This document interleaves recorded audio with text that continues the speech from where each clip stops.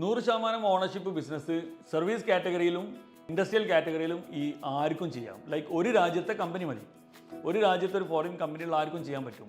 Trading ബിസിനസ്സിലേക്ക് വരുമ്പോൾ 100% capital ഓണർഷിപ്പിൽ ചെയ്യണമെന്നുണ്ടെങ്കിൽ 3 രാജ്യത്ത് ഒരേ പേരിലുള്ള സ്ഥാപനം വേണം. അതായത് മൾട്ടിനാഷണൽ കമ്പനികൾക്കാണ് 100% ഇൻവെസ്റ്റ്മെൻറ്റ് ഗവൺമെൻറ് സൗദിയിൽ അനുവദിച്ചിട്ടുള്ളത്.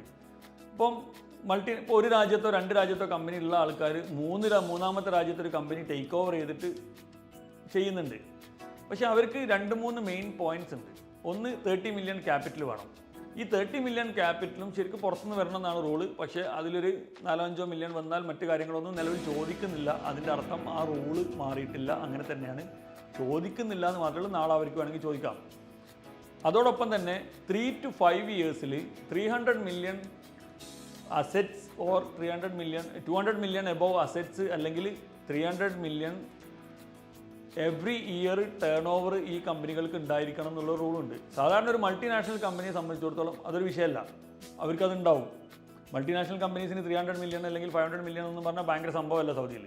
ഇപ്പോൾ സൗദിയിൽ നമുക്കറിയാവുന്ന തന്നെ നമ്മളെ മലയാളി കമ്പനികൾ തന്നെ പലരും 300 മുതൽ 500 മില്യൺ വരെ ടേൺ ഓവർ ചെയ്യുന്ന ഒരുപാട് മലയാളി കമ്പനികൾ തന്നെ ഉണ്ട്. അപ്പോൾ ഈ ഒരു ക്രൈറ്റീരിയ ഉള്ള ഒരാളുകൾക്ക് അല്ലെങ്കിൽ ഒരു 100 മില്യൻ്റെ ടേൺ ഓവർ മേലെ ചെയ്യുന്ന ആളുകൾക്കൊക്കെ വേണമെങ്കിൽ 100% ഓപ്ഷനിലേക്ക് പോവാം. 100% ഓപ്ഷനിലേക്ക് പോകുമ്പോൾ നമുക്ക് സെക്ക വാലിഡ് ആവുന്നില്ല. അപ്പോൾ ഈ സൗദി പാർട്ട്ണറുടെ പേരിലുള്ള 25% സെക്ക ഉണ്ട്. 25%-നുള്ള 2.5% സെക്ക അടക്കണം. അപ്പോൾ 100% ഫോറിൻ ഓണർഷിപ്പ് ആകുമ്പോൾ ആ സാധനം വരുന്നില്ല. പിന്നെ വലിയ ബിസിനസ് ചെയ്യുന്ന ആളുകൾക്ക് പലർക്കും ഓണർഷിപ്പ് മറ്റൊരാളെ സൗദിയുടെ പേരിൽ ഇൻവെസ്റ്റ് ചെയ്യാത്തൊരു സൗദിയുടെ പേരിൽ ചെയ്യാൻ തീരെ താല്പര്യം ഉണ്ടാവില്ല. അപ്പോൾ ആ 2 കാര്യങ്ങളും കവർ ചെയ്യാൻ പറ്റും ഇതിൽ. അത് നല്ല രീതിയിൽ ചെയ്യാനും പറ്റും, പക്ഷെ അത് പഠിച്ചിട്ട് വേണം ചെയ്യാൻ.